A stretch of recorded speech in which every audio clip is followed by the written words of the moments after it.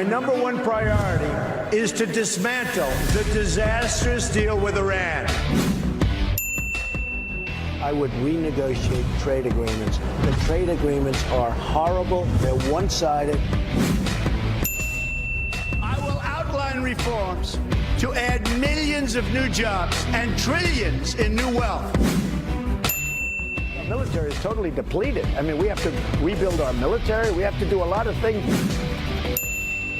Our horrible trade agreements with China and many others will be totally renegotiated. That includes renegotiating NAFTA. We will move the American embassy to the eternal capital of the Jewish people, Jerusalem. We're going to cancel the Paris Climate Agreement. We're going to build a wall, and it's going to be a serious wall, and it's going to be a serious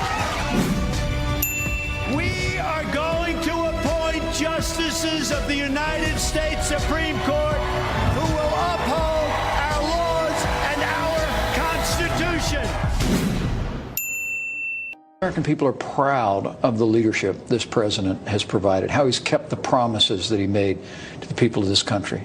I mean, it's not only the economy that's growing and booming. This is really a blue-collar boom across the country. Right.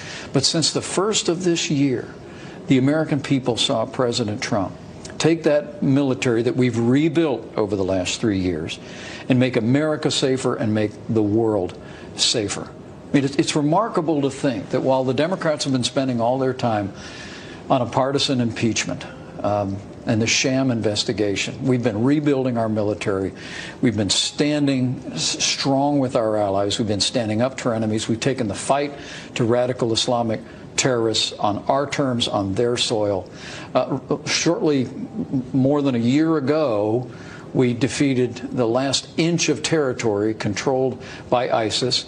Their leader, al-Baghdadi, was taken out in September of this last year. Right. And then I watched at the very turn of this year when mortars struck an American base and claimed one American life. President Trump ordered airstrikes, the first time in 10 years within Iraq, on 5 bases controlled by Iranian-backed militia. In the wake of that, we saw protesters storm the American embassy. Again, President Trump sent in the Marines and said no more Benghazis. And then when we received actionable intelligence that a man responsible for killing and wounding thousands of American soldiers, the leading terrorist in the world, the head of the Iranian Guard, Qasem Soleimani, was in our sights, President Trump made the decision, and Qasem Soleimani is gone. And because of the professionalism of our soldiers on the ground, despite a missile attack by Iran, no American casualties, and Iran is standing down. Contrast that with 3 years of relentless investigations, obstruction, resistance, culminating in their partisan impeachment.